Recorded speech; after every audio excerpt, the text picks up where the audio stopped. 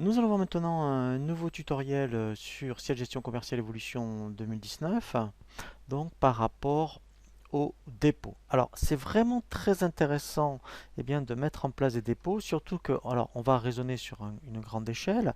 Par exemple, vous avez du multisite, donc il peut y avoir un dépôt principal, après des sites donc dans différentes régions, mais on peut aussi raisonner par rapport à un magasin. Les dépôts, ça peut être des allées, des rayons, et on peut même raisonner encore à plus petite échelle.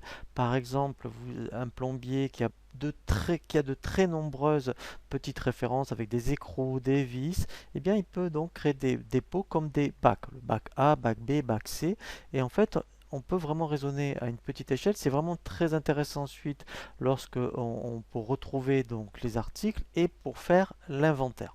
Donc ici, en fait, tout simplement, quand on crée un dépôt, donc si après on fait donc du multisite, hein, ça peut être, mettons, dépôt Toulouse par exemple.